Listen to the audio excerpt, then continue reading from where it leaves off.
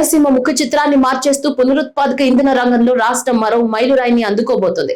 ప్రముఖ green energy సంస్థ cell solar power company YSR Kadapa జిల్లాలో తన అనుబంధ విభాగాల ద్వారా 2400 కోట్ల పెట్టుబడితో 2 ప్రాంతాల్లో 600 మెగావాట్ల సోలార్ ప్లాంట్లను స్థాపించింది.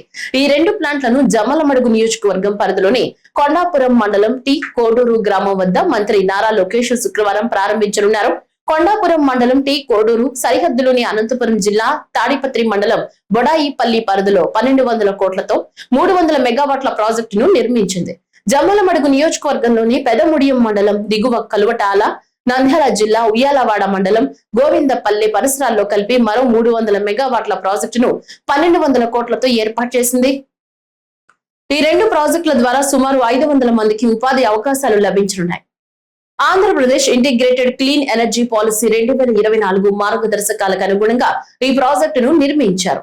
ఇందుకు రైతుల నుంచి 2 చోట్ల 1542 ఎకరాల భూములను 30 ఏళ్ల కాల పరిమితికి నిర్మాణ సంస్థ లీజుకు తీసుకుంది. ఏడాదికి ఎకరానికి 31,000 లీజు చొప్పున చెల్లిస్తూ ప్రతి 2 ఏళ్లకోసారి 5% పెంచేలా ఒప్పందం చేసుకుంది. దీనివల్ల రైతులకు శాశ్వత ఆదాయ మార్గం లభించినట్లయింది.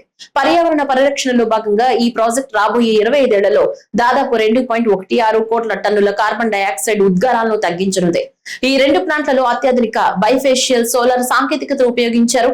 సాధారణ సోలార్ ప్యానెళ్లు కేవలం పైభాగం నుంచి సూర్యరశ్మిని గ్రహిస్తే, బైఫేషియల్ ప్యానెళ్లు కింద నేలపై నుంచి కూడా పరావర్తనం అయ్యే కాంతిని కూడా గ్రహించి 2 వైపులా విద్యుత్తును ఉత్పత్తి చేస్తాయి.